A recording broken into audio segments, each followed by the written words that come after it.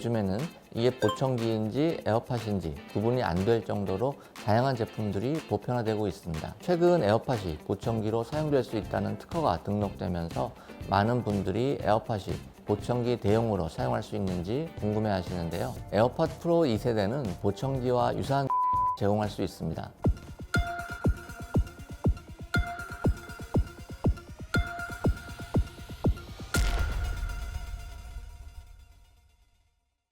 안녕하세요.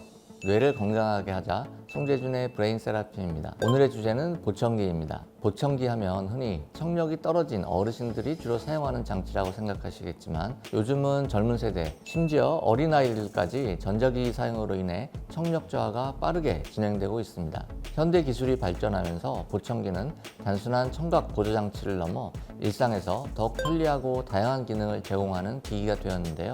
최근에는 에어팟이 보청기 역할까지 할 수 있다는 소식도 들리고 있습니다. 오늘 현대질병백과 신체건강편에서 보청기의 원리부터 최신 기술까지, 그리고 에어팟이 보청기로 활용되는 가능성까지 함께 살펴보도록 하겠습니다.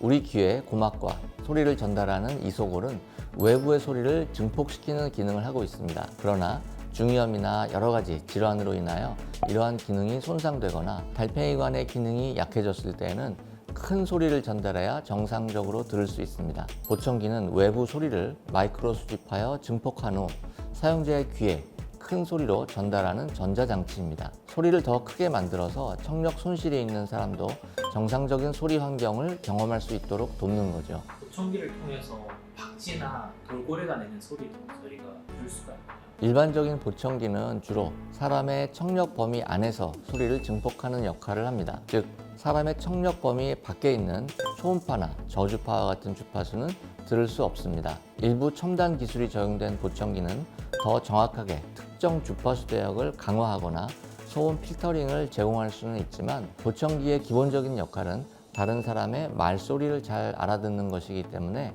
인간의 청력 한계를 넘는 주파수를 들을 수 있도록 굳이 만들지는 않습니다. 우리가 흔히 사용하는 블루투스 음향기기들을 생각해보면 큰 틀은 귀에 착용하는 장치이다 보니 모양이 비슷할 수 있지만 디자인이나 색상 등 정말 다양하게 시중에서 볼 수 있는데요. 보청기도 마찬가지입니다. 심지어 요즘에는 이게 보청기인지 에어팟인지 구분이 안 될 정도로 다양한 제품들이 보편화되고 있습니다. 일반적으로 보청기의 종류에는 크게 세 가지가 있습니다. 첫째, 귀걸이형 보청기입니다. 귀 뒤에 걸쳐서 사용하는 보청기로 가장 흔한 유형입니다. 두 번째가 귓속형 보청기입니다. 우리가 흔히들 착용하는 에어팟과 비슷하게 귀 안쪽에 맞춤 제작되어 착용감이 굉장히 뛰어나고 심지어 착용 상태가 밖에서 잘 보이지 않기도 합니다. 가장 큰 기능은 주변 소음을 차단해주는 효과가 있다 보니 실질적으로 필요한 소리만 들을 수 있다는 장점이 있습니다. 세 번째는 고막형 보청기입니다. 귓구멍 속 고막 가까이에 착용하는 초소형 보청기로 눈에 띄지 않지만 소리 증폭은 제한적일 수 있습니다. 요즘 보청기는 디자인도 세련되고 다양한 색상으로 제공되어 젊은 세대도 부담 없이 착용할 수 있습니다. 이제 보청기에도 인공지능이 접목되면서 더욱 스마트한 기능들이 추가되고 있습니다. 인공지능 보청기는 실시간으로 주변 소리를 분석해 필요한 소리를 증폭하고 불필요한 소음은 걸러줍니다. 인공지능은 주변의 소음과 음성 신호를 구분할 수 있습니다. 예를 들어 시끄러운 카페에서 대화를 나눌 때 인공지능이 음성 신호를 집중적으로 증폭시키고 배경 소음을 줄여주어 대화를 선명하게 들을 수 있도록 도와줍니다. 인공지능은 사용자의 청각 패턴을 학습하여 점차 맞춤형 소리 증폭 패턴을 제공합니다. 예를 들어 자주 듣는 특정 음성의 주파수나 소리의 특성을 기억하고 더 자연스럽게 소리를 전달하는 방식으로 진화하는 것입니다. 모든 전자기기처럼 보청기도 정기적인 소프트웨어 업데이트가 필수적입니다. 인공지능 보청기는 스마트폰 앱과 연동되어 원격으로 보청기를 조정하거나 자동 업데이트를 통해 기능을 지속적으로 개선할 수 있습니다. 최근 에어팟이 보청기로 사용될 수 있다는 특허가 등록되면서 많은 분들이 에어팟이 보청기 대용으로 사용할 수 있는지 궁금해 하시는데요. 에어팟 시리즈 중에서도 특히 에어팟 프로 2세대가 이 기능을 지원할 수 있습니다. 그러면 에어팟을 보청기로 사용할 수 있는지 또 그 한계와 긍정적인 면에 대해서 알아보겠습니다. 에어팟 프로 2세대는 보청기와 유사한 기능을 제공할 수 있습니다. 애플은 최근 보청기 기능을 위한 특허를 이미 등록했으며 에어팟 프로 2세대에는 대화 증강 기능이 탑재되어 있습니다. 국가별로 인증에 대한 체크는 필요하지만 현재 미국에서는 주의 소음을 줄여주고 사람의 목소리를 더 선명하게 들을 수 있도록 음성을 증폭해 주어 일상생활에서 청력 보조기기로 사용할 수 있게 되었습니다. 물론 에어팟 프로 2세대가 보청기 기능을 일부 제공하긴 하지만 정식 보청기와는 차이가 있습니다. 에어팟은 주로 경미한 청력 문제를 겪는 사람들에게 적합하며 심각한 청력 손실을 가진 분들에게는 충분하지 않을 수 있습니다. 에어팟은 청력 검사 후 맞춤형으로 보정을 해주는 보청기와는 달리 일반적인 소리 증폭만을 제공하기 때문입니다. 그럼에도 불구하고 이어폰처럼 디자인되어 있기 때문에 보청기 사용에 대한 심리적인 부담을 줄여줄 수 있습니다.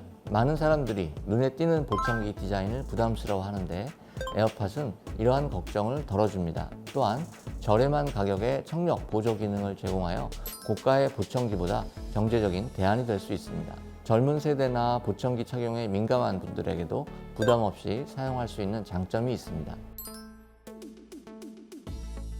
청력 손실은 시간이 지날수록 악화될 수 있습니다. 초기 단계에서 보청기를 사용하면 청신경의 기능 저하를 막을 수 있고 일상생활에서의 소통 능력도 어느 정도 유지할 수 있습니다. 보청기를 착용하지 않으면 소리 인식 능력이 점점 떨어져서 나중에는 보청기로도 충분한 소리 인식이 어려울 수 있습니다. 보청기는 노인만 사용한다? 사실 청력 손실은 나이와 상관없이 누구에게나 발생할 수 있습니다. 보청기는 연령대에 맞는 다양한 기능이 있고 현대 사회에서는 30대, 40대 사용자의 비율도 점점 증가하고 있습니다. 보청기는 미리 사용할 필요가 없다? 난청이 시작되는 초기에 사용해야 이득을 최대한 누릴 수 있고 뇌에서 말소리를 구분하는 능력이 나빠지는 것을 사전에 미리 예방할 수 있습니다. 보청기는 필요할 때만 착용하는 게 좋습니까? 보청기를 적응하는 데는 안경과 달리 좀 많은 시간이 필요합니다. 그렇기 때문에 이를 위해서는 사용 시간을 점점 늘려서 가능한 하루 종일 착용하는 것이 필요합니다.